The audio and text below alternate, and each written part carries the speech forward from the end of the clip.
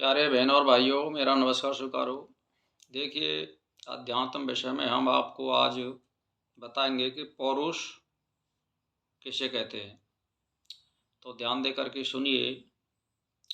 ये योग वशिष्ठ का प्रकरण है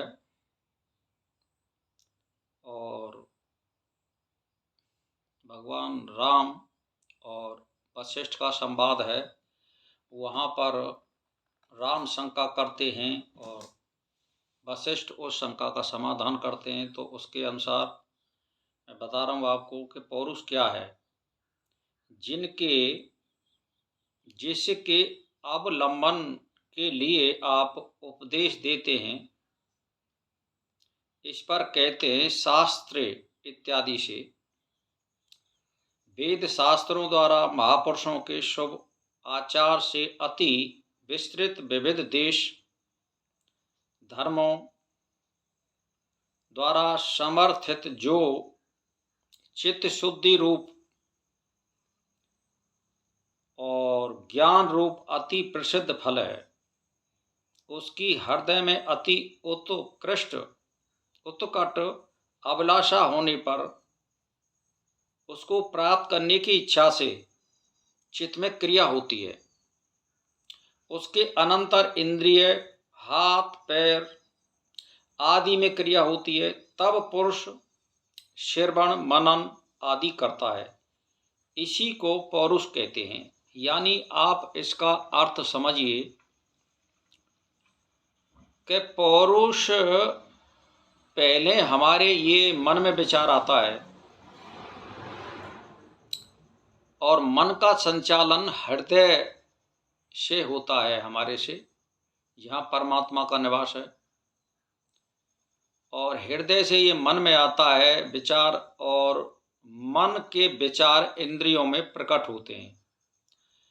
तब हम कोई कर्म करते हैं तो इसी के द्वारा संचालित होते हैं ये। यानी आपके पहले शुभ जो विचार होते हैं वो हृदय में आते हैं और फिर मन में आते हैं और फिर ये इंद्रियों में भासते हैं।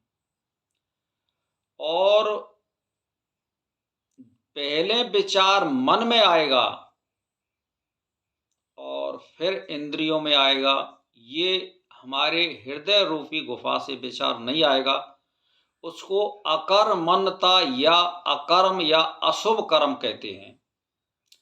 जो हृदय से हमारे से विचार उठेगा, फिर मन में आएगा और फिर इंद्रियों में आएगा। जैसे हम किसी पुस्तक को पढ़ रहे हैं, धार्मिक को, रामायण है, भागवत है, गीता है, तो पहले हमारे मन में विचार आएगा, फिर हम स्नान वगैरह बनाएंगे, तो फिर हम आसन बिछाएंगे, फिर धूप बत्ती लगाएंगे और फिर अपनी पुस्तक को खोलेंगे, धूप बत्ती करेंगे और फिर हम, अब इसमें क्या काम आ रहा है, हमारे हाथ भी काम आ रहे हैं, हमारे पैर भी काम आ रहे हैं, हमारी आँख भी काम आ रही है, हमारी वाणी भी काम आ रही है और हमारा मन भी काम आ रहा है। इसको पौरुष कहते हैं।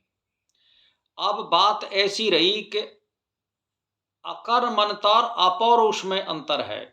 शुभ कर्म जो होते हैं उनके विचार हमारे हृदय से उठते हैं और फिर मन में आते हैं और फिर इंद्रियों में आते हैं, उसको पौरुष कहते हैं।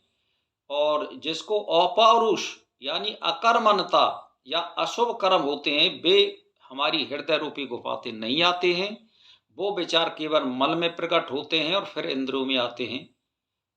वो कर्म हमें नहीं करने चाहिए और हमें देरी करनी चाहिए अगर करना है तो, और बड़े सोच विचार के करना चाहिए कि वास्तव में ही हम जो कर्म करने को जा रहे हैं ये सही है या गलत है। और अगर हमारे शुभ कर्मों की ओर हमारा हृदय प्रेरित करता है, फिर इंद्रिय मन में आ रहा है, फिर इंद्रियों, उसको तुरंत करना चाहिए, क्योंकि शुभ कर्म में देरी नहीं करनी चाहिए। तो प्रकरण यह है कि ये जो बताया जा रहा है, तो अधिकारी पुरुष का जन्म पुरुषार्थ की सिद्धि होने पर ही सफल होता है, अन्यथा नहीं। यह जानकर सदा आत्म प्रयत्न में संलग्न रहना चाहिए। तदुपरांत इस प्रयत्न परायणता को सत्शास्त्रों के अभ्यास, संत महात्मा और विद्वानों की सुश्रुता सेवा, आत्मज्ञान रूप फल प्राप्ति में सफल बनाना चाहिए। तो भाई और बहनों, मैं तो एक ही बात कहना चाहता हूँ, अगर आप सफल होना चाहते हैं और अपने जीवन को धन्य बनाना चाहते हैं, अपने परिवार को, अपनी जाति को, देश को, गांव को अगर सफल बनाना, नाम दिलाना चाहते हैं, तो आप अपने पौरुष पे ध्यान दीजिए और सत्य पौरुष पे आप अकर्मण्यता मत दिखाइए, आलस मत दिखाइए, तुरंत करिए। और अगर वो अपौरुष है, हमारे मन के द्वारा उठ रहा है, तो उसमें देरी करिए, उसको मत करिए और विचारिए और सोचिए। तो इसीलिए यदि पौरुष का अवलंबन किया जाए तो वह अवश्य देव को जीत लेता है। इस प्रकार देव और पौरुष के बलाबल के विचार से भव्य श्रम, दम आदि साधनों से संपन्न एवं श्रेष्ठ पुरुष की सेवा शुरता में नित्य संलग्न अधिकारी पुरुष को श्रवण, मनन आदि के द्वारा तत्वज्ञान की प्राप्ति के लिए उद्यम करना चाहिए।